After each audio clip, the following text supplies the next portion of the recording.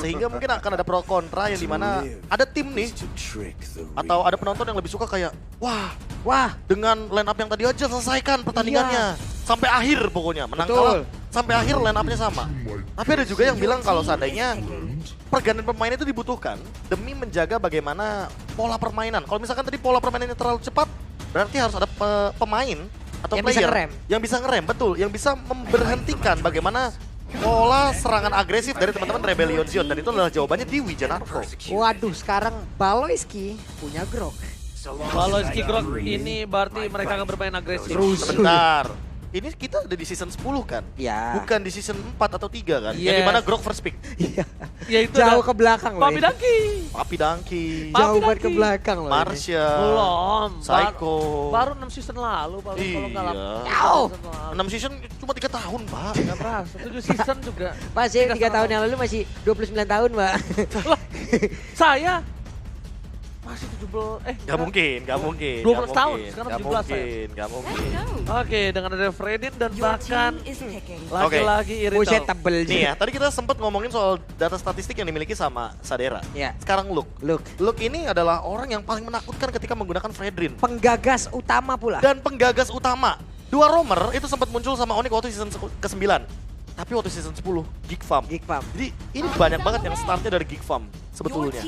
Dari Fredrin atau mungkin dari gold laner kita juga, Sadera, lalu ada bagaimana metode dua roamer terjadi. Dan ini tidak menutup kemungkinan loh kalau seandainya nanti Selena terbuka, Selena bisa saja diamankan demi bermain dua roamer yang lebih pasti bagi teman-teman Geek Farm. Karena itu adalah power mereka ketika bertemu dengan alter ego. Mereka membawa Grok dan Selena itu benar-benar kacau banget landingnya. Menang kanan kiri. Ini sekarang mereka untuk menangkal nih dari Fredrin. Ini akan apa nih, Prof? Yang paling ideal untuk dihilangkan dari landingnya. Hilangkan dari landingnya. Mungkin untuk sekarang kayaknya akan menuju kepada beberapa hero seperti XP laner, mungkin Dairot yang sangat kuat sekali Iya, kita itu tahu kalau memberikan Jairat ya udahlah ya. penetration, ya. Banyak banget korbannya. Korbannya banyak banget Korbannya di landing. banyak. Di landing ya. Di landing Di garis ya. bawahi. Di landing. Korban dari Dairat banyak banget. Ya, dan Hampir sekarang rata-rata semuanya. Selena di ban, Julian di ban, dua hero untuk Elzura dan juga Jana Cute. Ini mana kali ini belum muncul juga untuk hero-nya Jana Cute, entah mungkin nanti bakal menuju kepada Aemon lagi atau jangan-jangan Link yang terbuka. Karena buat sekarang Linknya juga masih terbuka, sementara Yves juga sudah dibuang oleh teman-teman dari Geek Farm, sehingga high ground defender yang tersisa mungkin ini oke sih kalau Varsya menurut aku ya. Tapi penggagalnya ada banyak. Banyak banget, Prof. Ada banyak. Wildcard satu garis enak banget dia. Barrier aja ke cancel. Iya, barrier aja ke Nyebelin cancel. jadinya. Untuk Tapi Papulung, apa itu? poin plusnya itu bisa Matilda Airline. Yang dimana Matilda nanti ketika ultimate dari Federal Airstrike, itu bisa pakai guided wing. Banyak yang berterbangan berarti ya? Banyak yang Kalau memang berterbangan. Parsha diambil untuk Rebellion Zion. Dan ini ada komen juga dari anti-match. Lunox. Dari gold lane Haze dan offlane-nya atau XP lane-nya Dairon mainnya bagus banget. Secara individual dan secara tim sudah berkembang. Yap. Ini untuk Rebellion Zion tentunya. Oke, kalau melihat dengan adanya satu buah If yang diamankan, ini keputusan yang cukup baik melihat mereka bisa menggawangi permainan dari seorang Cloud dan juga ada permainan dari seorang Pakuito. Ini Pakuito dengan adanya satu buah Matilda udah permainan enak banget. Tapi kalau dilihat dari gameplay, Dairon yang akan menggunakan ini karena dia ini power picknya mereka. Power banget. Jadi Powernya kayaknya dia. gak bakal mungkin dilepaskan ke arah Fearless juga. Split pusher dia. Betul, dan Fearless juga sempat memunculkan bagaimana adanya Chow Jungler. Masalah utamanya, Chow Jungler itu kuat untuk melawan hero-hero kayak Pakito. Tapi untuk Link, wah ini PR terberatnya. Menangkap satu sosok Link yang Membuang dipegang satu sama skill. Jana Cute, Ya. yang itu bener-bener power banget. Dan kita tahu bagaimana pria sejati support Wah. Link apapun keadaannya. Pria sejati itu support siapapun, apapun hubungan. Pria sejati tidak menyakiti. Pria sejati disakiti hatinya. Pria sejati tidak meninggalkan tapi stay bersama dengan keadaan. Wah, ternyata banyak pria sejati di sini dengan kasus yang berbeda-beda. Betul. Oke, kalau gitu FPL Arena, akankah Rebellion ini pulang dengan tangan kosong atau bahkan Geek Farm yang harus menuju ke arah game yang ketiga? FPL Arena, mana tepuk tangannya? Hihi, let's go.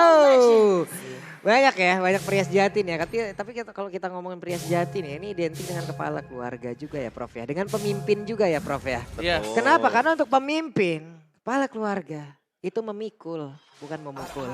Wah, pemimpin kepala keluarga itu bapak saya. Bener. Betul. Oke. Betul. Aduh. Gak bisa disanggah lagi. Alright, kalau gitu kita jaya-jaya dulu ya. Tapi nampaknya para pemain dari tim Rebellion kali ini agak sedikit berbeda. Kenapa berbeda? Karena di sebelumnya mereka yang sedang berada dalam posisi yang melakukan agresivitas tinggi. Tapi kali ini mereka lah.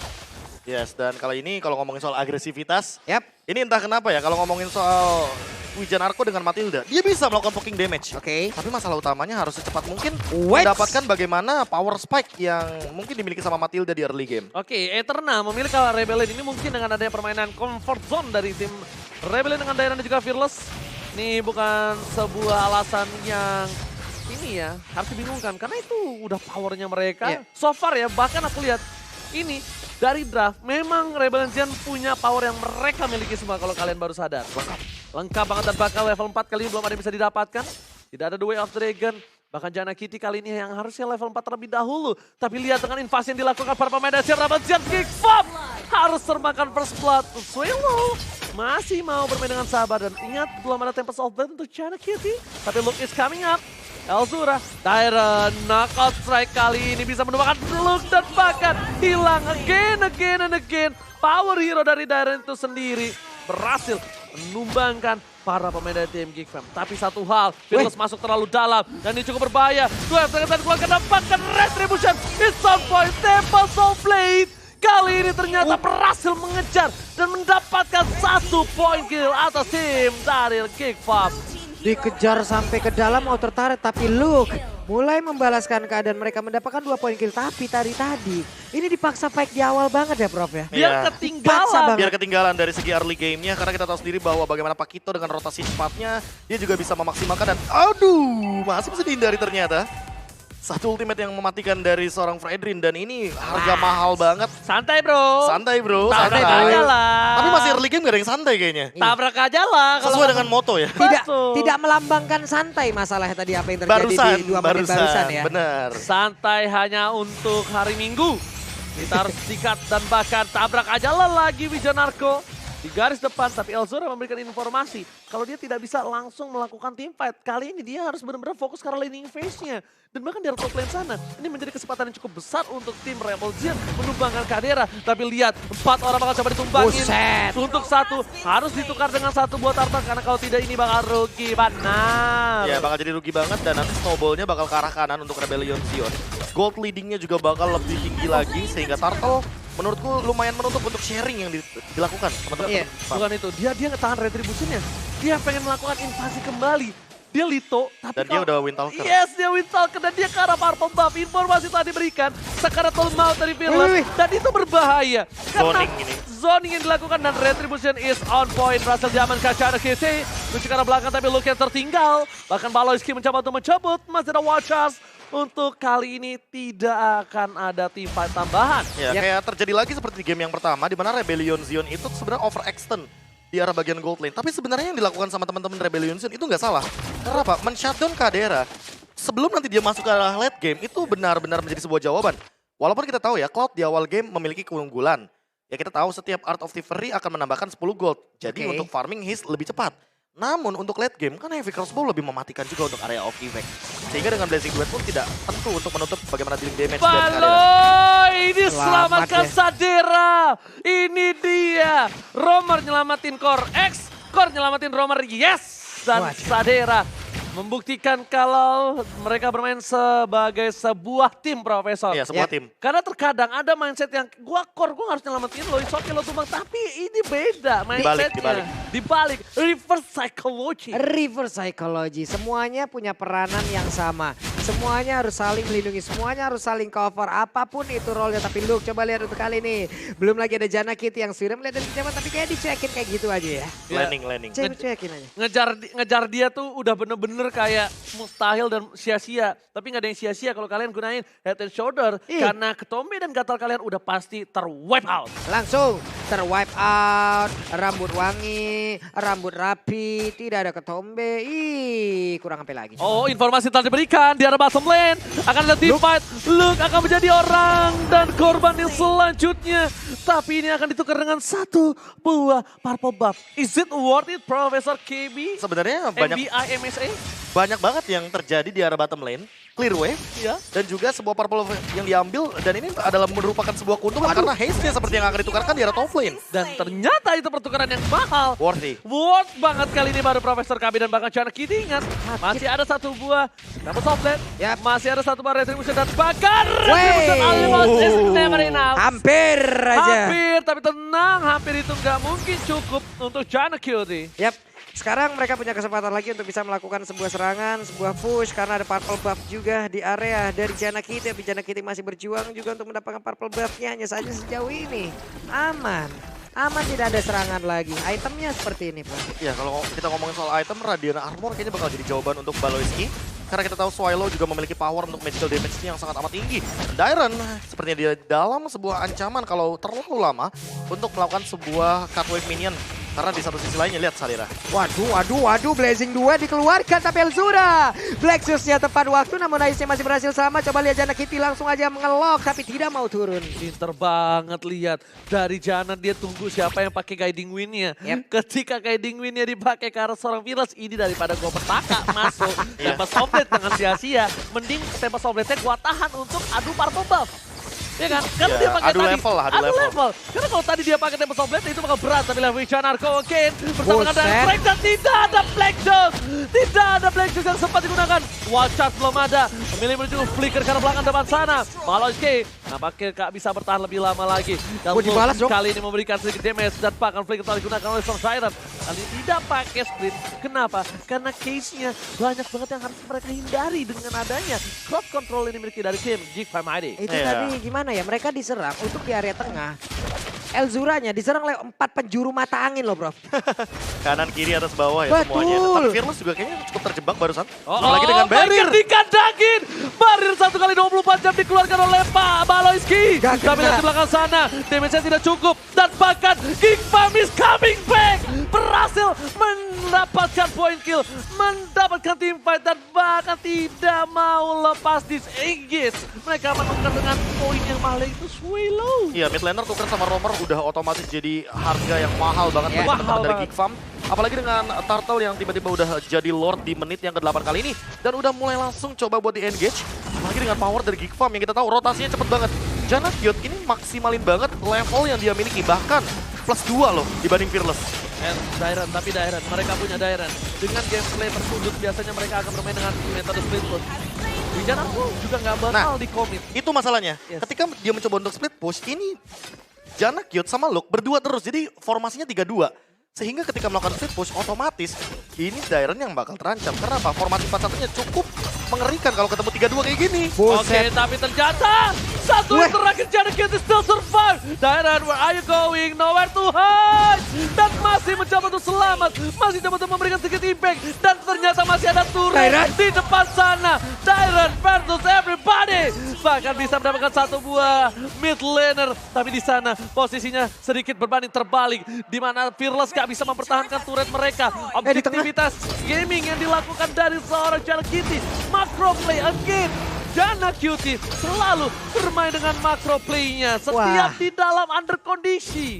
Dia bisa loh. Di sana ada sebuah serangan dilakukan di area berbeda. Dia manfaatkan, dia cari celah yang kosong. Outer turret di mid. Hancur. Central turretnya Rebellion hancur. Gue mau respect sama Heist. Heist tahu banget gameplay Baloiski. Ini definisi dia learning by doing. Kenapa? Learning Dia by tahu power up nature-nya dibuka. Dia nggak maksa dapetin Baloiski karena tahu Baloiski masih punya wild charge. Gameplay Baloiski adalah baiting, Iya. gating. Jadi gameplaynya juga udah benar-benar terbaca. Sadera juga memaksimalkan hal tersebut. Apalagi dengan damage deal by Axe, ini Wijanarko 28.000. Ini ya, Wijanarko dari tadi emang hadir untuk di hampir keseluruhan tim fight-nya.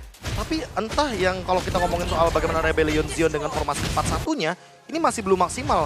Kecuali dengan mendapatkan objektif power di arah top lane. Sadera emang tumbang 2 kali, tapi dia tetap farming. Nah ini masalah utamanya. Saderanya nggak ada perbedaan sama Haze. Dia sama-sama punya item, sama-sama punya gold, sama-sama punya EXP yang tinggi. Sehingga kalau misalkan di fight 5 lawan 5, yang paling berbahaya adalah Rebellion Zion dengan minimnya CC power karena tidak punya area of effect stun. Oh, Dairen knockout strike-nya kali ini sudah tidak ada flicker yang digunakan, bahkan one charge-nya miss. Heist gak bisa menang damage lebih dalam lagi dan Swallow save the Deka. Nampaknya pasukan dari tim Rebellion kali ini belum bisa menabrak karena mereka hanya berhasil mendapatkan 1 poin look. Tapi lihat di arah top lane, Fearless dengan sangat sigap berhasil menutup minion tim dari Geekfam. Dan ini kesulitan untuk Geekfam karena mereka akan kehilangan purple ball atau objektif gaming lagi. Hampir loh tadi, andai tadi wild charge-nya kena, mungkin akan ada cerita yang berbeda. Akan ada pertempuran yang mungkin cukup cepat daerah tersebut karena semuanya juga bakal bisa memaksakan lagi. Tapi Kadera dengan ada Cyclone ID mencoba untuk mengejar, hanya saja masih cukup jauh. Bukan hanya cukup jauh, Wijanarko standby. Dia itu 911 kalau untuk tim Rebellion. Waduh. Lihat, ketika udah mulai dikejar dikit oleh tim Geekfam langsung Wijanarko kill. Ada abang, langsung datang dia. Langsung terbang masalah utamanya. Dan apalagi untuk sekarang karena membawa Chow jungler, jadi tidak membutuhkan sekali yang namanya purple buff dan juga orange buff, hanya level. Dan juga badan lebih tepatnya, karena kita tahu sendiri bahwa Chow dengan Retribution ini bakal lebih objektif kepada Lord atau Martel dan juga menjadi sosok badan. Sehingga nantinya ketika teman-teman dari Geekfam mencoba untuk memberikan dealing damage, ada Samsaknya di depan, ada sandbagnya. Itu dapat 1 orang dong looknya. Berhasil langsung diajar, tidak ada pola damage lagi tambahan untuk dari pemain Geekfam. Malah Rebellion sekarang berhasil mendapatkan 1 orang dengan sangat cepat. Pertempurannya terjadi di area lo, tapi Lordnya malah kereset. Jana kita mundur lagi, Wijanarko sedikit lagi MP, masih bisa bertahan. Tapi Grok, coba lihat, gak kuat lagi. Oke, Dairen, lihat ini benar-benar retribution-nya tidak berhasil mendapatkan Lord terbakar Jana Kitty. Almost terpikau. Can you do it? Pasrah. No. Nggak berhasil selamat dan bahkan mereka kehilangan apa? Sadera versus everybody. Dan Luke udah kembali ke lane of down. Karena main tim Rebel Zion Objective Gaming menuju ke arah mid lane. Dan di sisi sebaliknya Lord tidak ada yang jaga Samsung. Dan tas dari Fearless Profesor KB. Ya, ini Fearless yang benar-benar udah mainin powernya. Dia tahu bahwa Luke bisa di pick off dengan dealing damage yang sangat amat tinggi dari Swallow dan juga dari Haze. Sehingga dengan cukupnya damage dari Rebellion Zion, mereka langsung pick off 1 orang aja. Karena Geekfam kalau fight 4 lawan 5 ini bakal sedikit timpang. Apalagi dengan adanya Matilda yang selalu memberikan efek supporting dengan absorb shield damage-nya. Jadi dari lini depan, lini belakang semuanya benar-benar lengkap banget. Buset, The Swallow mendadak masuk ke dalam dan order, tapi Kadera dihancurkan. Oh my god, ini Bacana. Rebellion sang banteng menabrak masuk base dari tim Geekfam. Balaski udah gak punya apa-apa lagi. Dari kening ada Chana QC, no dapat offset dan Rebellion sang banteng mengamuk. Pergantian bermain antara Paul dan Wijanarko ternyata mendapatkan sebuah impact yang besar.